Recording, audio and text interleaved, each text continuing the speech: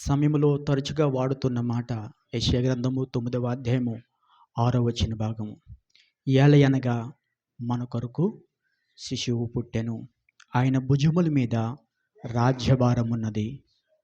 ఆయనకు ఆశ్చర్యకరుడు, ఆలోచనకర్త, బలవంతుడైన దేవుడు అని పేరు.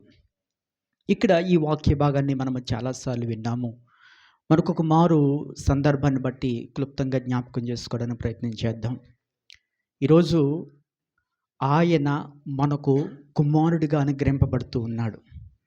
ఆయన మనకు కుమారుడిగా అనుగ్రహింపబడుతున్న ఆ సందర్భములో మనం చూస్తున్నాము, ఆయన భుజముల మీద భూలోక రాజ్యం యొక్క భారమంతా ఉంది.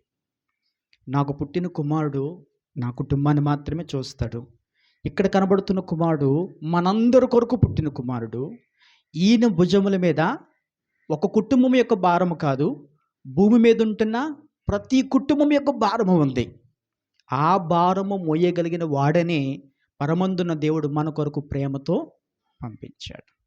ఆయన భుజముల మీద భారము ఎంతగా పెట్టుకున్నాడు అని ఆలోచన చేస్తూ ఉంటే, ఒక కుటుంబము మనము తెలుసు, మోషే జన్మించిన కుటుంబము. ఆ కుటుంబంలో ఒక భయంకరమైన చట్టము ప్రారంభించబడింది. 2 ఏండ్ల వయసు లోపు ఉన్న పిల్లలందరినీ చంపేయండి. ఆ సమయంలో తల్లి చాలా కలవరపడుతూ ఉంది.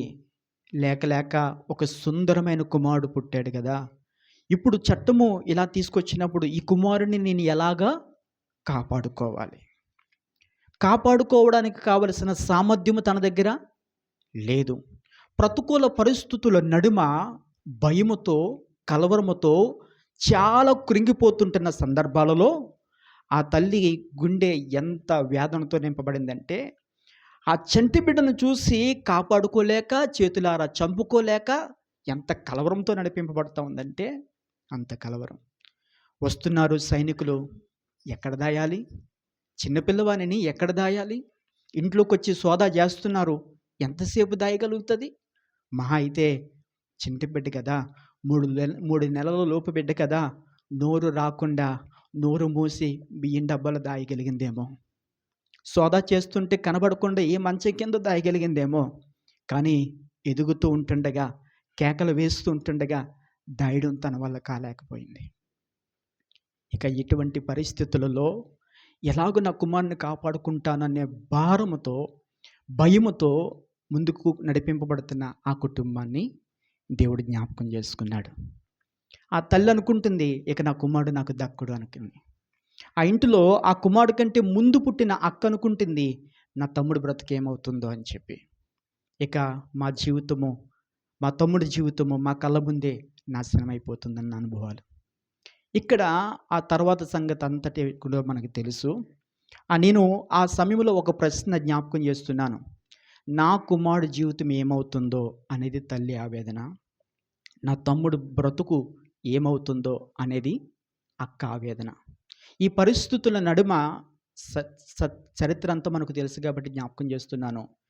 ఈ నీళ్ళు, ఈ సమస్య, ఈ పరిస్థితులు నా బిడ్డను ఏం చేస్తాయో అనుకుంటున్న అదే తల్లి ముందు, ఈ సమస్య, ఈ నీళ్లు మా తమ్ముడిని ఏం చేస్తాయో అనుకుంటున్న ఆ ప్రశ్నతో నిలబడిపోయిన అదే అక్క ముందు, నీవు ఆరాధించే దేవుడు, నేను ఆరాధించే దేవుడు ఏ నీళ్ళైతే ముంచేసి ఇక లేకుండా చేస్తాయని అనుకున్నారో, అదే నీళ్లను, అదే సమస్యను 2 పాయలుగా చేయగలిగిన శక్తిమంతుడిగా నా దేవుడు మోషేని మార్చాడు.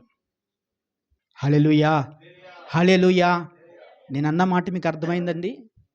ఏ సమస్యలైతే మునిగిపోతాడు, ఏ సమస్యలైతే ఆ జీవితం అయిపోతుందని అనుకున్నారో, ఆ సమస్యను 2 భాగాలుగా చీల్చి మధ్య నడవగలిగిన సామర్థ్యం కలిగిన వాడిగా చేశాడు దేవుడు మోషేను. ఈరోజు అందుకు ఆయనకు ఆశ్చర్యకరుడు. భూమి పుట్టినది మొదలుకొని భూమి అంతము వరకు ప్రతి వాని బాధ్యత ఆయన భుజాల మీద ఉంది. ఈరోజు ఇంకొక మాట సౌకులుగా జ్ఞాపకం చేయడానికి నేను ఇష్టపడుతుంటున్నాను.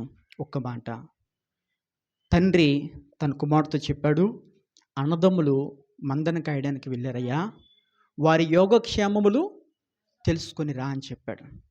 సరే అని చెప్పి తండ్రి చెప్పిన మాట ఏంటంటే, నీవు దోతానికి వెళ్ళి నీవు షేకెముకి వెళ్ళి నీ అన్నదమ్ముల యొక్క యోగక్షేమములు తెలుసుకొనిరా. సరే అని చెప్పి బయలుదేరాడు. ఎక్కడి నుంచి బయలుదేరాడు? ఎక్కడి నుంచి అండి? హెబ్రోను నుండి అండి. ఎక్కడి నుంచి అండి? హారాను నుండి బయలుదేరి ఎక్కడికి వెళ్ళాడు? షేకెముకి వెళ్ళాడు. హారాము అనగా అర్థము కుటుంబము, స్నేహము, రక్త సంబంధము అని అర్థాన్ని తీసుకొస్తుంది. అక్కడి నుంచి బయలుదేరి ఎక్కడికి వెళ్ళాడు?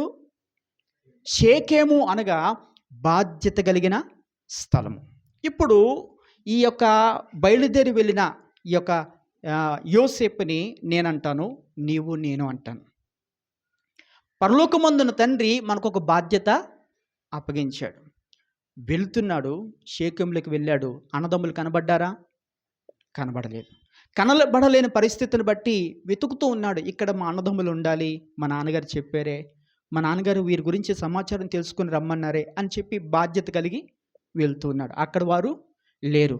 లేని పరిస్థితులను బట్టి అక్కడ అతుగా వెళుతున్న ఒక పెద్దాయన చూసి, ఈయన చూస్తే మంచి హుందాగా ఉన్నాడు, ఈయన పొలంలో తిరుగుతున్నాడేటి, ఈయన అరణ్యంలో తిరుగుతున్నాడేటి అని అనుకుని, బాబు ఎక్కడ ఏంటి పరిస్థితి అని అడిగితే, అయ్యా నేను పలానా ప్రాంతానికి పలానా తండ్రికి చెందినవాడిని, ఇక్కడ నా తండ్రి నా అన్నదమ్ముల క్షేమము తెలుసుకొని మనం పంపించారు, కాబట్టి వారి నిమిత్తం నేను ఇక్కడికి వచ్చానంటే, అప్పుడు ఆ చుట్టుపక్కల ఉంటున్న ఒక పెద్ద ఆయన అంటాడు, మీ అన్నదమ్ములు ఇటుగా వెళ్తుండడం నేను చూశాను, వాళ్ళు పలానా చోట వెళ్దామని అనుకుంటే నేను విన్నాను, కాబట్టి ఇప్పుడు నీవు నాతో పాటు కూడా వస్తే నేను అక్కడికి తీసుకువెళ్తాను.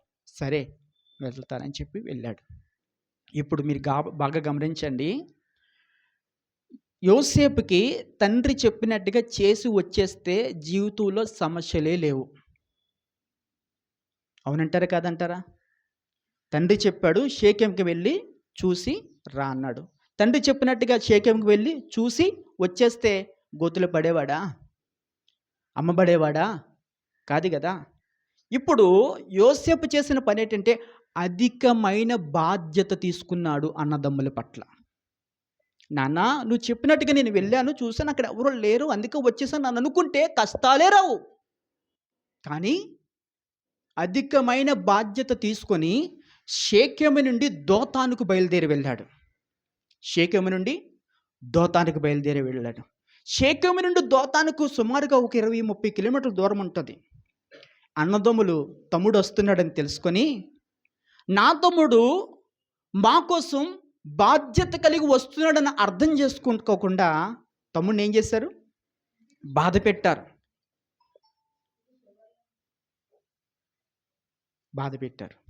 ఇక్కడ నేను మీకు సౌకులుగా మనందరికీ జ్ఞాపకం చేస్తూ ఉంటున్నాను. జ్ఞాపకం చేయాలనుకుంటున్న ఆలోచన ఏంటంటే, సేవలో దేవుడు మనకు అప్పగించిన పనిని ముందుకు కొనసాగుతున్నాం. కొన్నిసార్లు దేవుడు మనకిచ్చిన భారమును బట్టి కొన్నిసార్లు బాధ్యత కలిగి ఇంకా ఒక అడుగు ముందుకు వెళ్ళడానికి ప్రయత్నం చేస్తూ ఉన్నాం. ఆ ప్రయత్నాలలో ప్రతికూలతలు, పోరాటాలు, వ్యతిరేకతలు వస్తూ ఉన్నాయి. అప్పుడు కొన్నిసార్లు అపవాది మన మనసుతో మాట్లాడే మాట ఏంటో తెలుసా? నువ్వు ఎంత పని ఎందుకు నెత్తి మీద పెట్టుకున్నావు? ఇది నువ్వు పెట్టుకోకపోతే నీకు సమస్య లేకపోను కదా, ఏ రేకుల చెట్టుతో అందరూ నడిపించుకోవచ్చు కదా, స్లాబ్ ఎందుకు వేసావు, అప్పుల పాలైపోయావు, ఎక్కడితో నీ పరిచయం చేసుకుంటే బాగుండు కదా, ఇంకా ఎందుకు ఎక్స్పాండ్ చేసుకున్నావు, అనవసరమైన తలపోటు నెత్తి మీద తెచ్చిపెట్టుకున్నావు, అనవసరమైన అప్పులోకి నీకు కూరిపోయావు, మిగతా సేవకులు ఎవరు అలా చేయటం లేదు కదా, నువ్వెందుకు ఇంతలాగా బాధ్యత పడుతున్నావు, నువ్వెందుకు ఇంతలాగా భారం తీసుకున్నావు అని కొన్నిసార్లు ఏం చేస్తుంది, మన మనస్సు మనం అధికమైన బాధ్యత తీసుకోకుండా వెనకకు లాగుతూ ఉంటుంది. నేను అంటున్న మాట ఏంటంటే, అపవాది కూడా యోసేపుతో వచ్చి, నువ్వింత ఎందుకు బాధ్యత తీసుకున్నావు, అధికమైన బాధ్యత తీసుకోవడం వల్లే కదా గోతులో పడిపోయావు, అధికమైన బాధ్యత తీసుకోవడం వల్ల కదా చెరసాల పాలు అయిపోయావు, అధికమైన బాధ్యత తీసుకోవడం వల్ల కదా నీవు బానిసగా అమ్మబడ్డావు అని అంటే, కొంతకాలం తర్వాత యోసేపు సాతానుతో ఇలాగ మాట్లాడుతున్నాడు. ఆ రోజు నేను అధికమైన బాధ్యత తీసుకోకపోతే ఈరోజు ఐగుప్తు దేశంలో ప్రధానిగా సింహాసనం మీద కూర్చుండి ఉండేవాడను కాను. ఈరోజు సేవా పరిచర్లో మన కుటుంబాలలో దేవుని కొరకు ఒక అడుగు ప్రయాసపడి వేస్తున్న ఏ అడుగు కూడా నా దేవుడు నిరుపయోగంగా పోనివ్వడు. ఈ సంవత్సరంలో మనం పడిన ప్రయాసకు వచ్చే కాలంలో ఒక గొప్ప బహుమానం పొందుకోబోతున్నాం. దేవుడి అటు కృప మనకు దయచేయను గాక. ఆమేన్.